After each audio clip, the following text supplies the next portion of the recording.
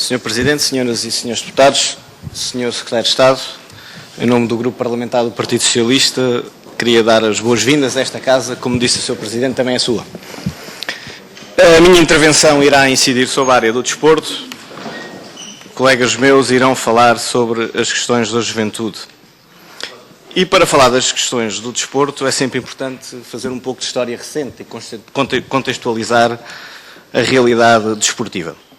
Duas notas caracterizavam a realidade desportiva em 2005.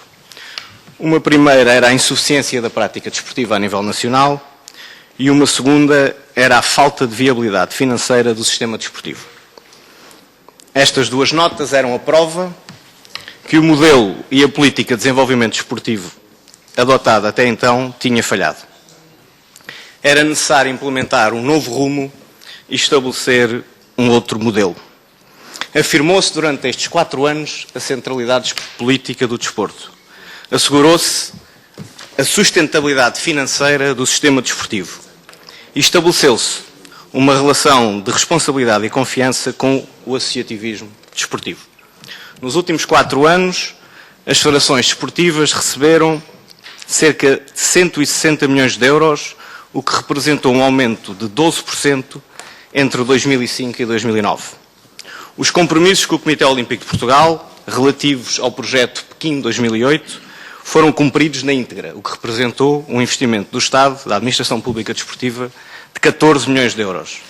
A preparação olímpica para o projeto Londres 2012 prevê um reforço no investimento da Administração Pública Desportiva de 4,3% e de mais de 10% nas bolsas dos atletas e dos treinadores. O número de praticantes federados do sexo feminino aumentou 22% e do sexo masculino cresceu 4% desde 2005. Foram feitas reformas estruturais no ordenamento jurídico desportivo. Foi aprovada a Lei de Bases da Atividade Física e do Desporto, o regime jurídico das federações desportivas, o regime do alto rendimento, a criação do novo regime do Código Contributivo, entre muitos outros diplomas estruturantes. Por outro lado, é preciso recordar, por outro lado, implementaram-se medidas específicas para os diversos fatores de desenvolvimento desportivo, tendo como objetivo central a generalização da prática desportiva.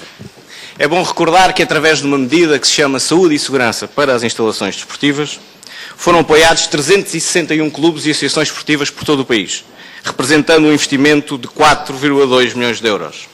Com uma medida chamada O Primeiro Relevado, foram construídos e estão a ser construídos 82 primeiros relevados, o que representou um investimento de 32,7 milhões de euros, fundamentalmente no interior do país. Criou-se também uma medida que se chama Minicampos Desportivos para o desporto em proximidade, onde foram instalados 202 equipamentos, 1/3 dos quais em bairros críticos, num investimento de 2,7 milhões de euros. E também se estabeleceu uma medida pioneira no nosso desporto, que foi a criação dos centros de alto rendimento.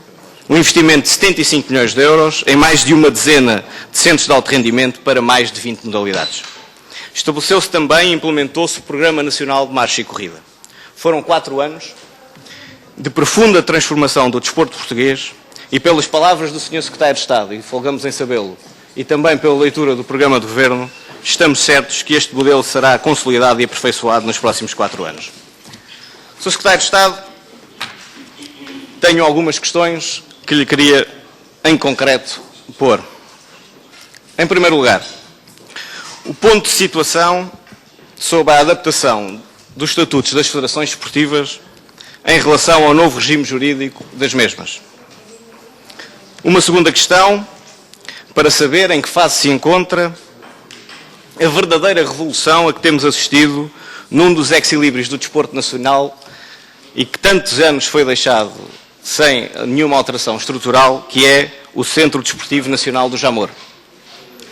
Gostaria também que elucidasse esta comissão sobre o estado dos vários centros de alto rendimento que estão a ser implementados por todo o país.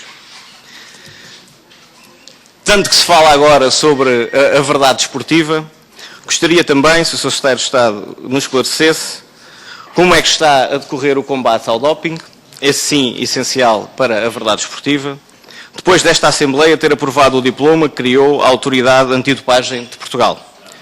E por último, Gostaríamos de saber o ponto de situação em relação ao regime jurídico da responsabilidade técnica para a atividade física e desportiva realizada em ginásios e clubes de saúde, estabelecido pelo Decreto-Lei 271/2009. É tudo, Sr. Presidente.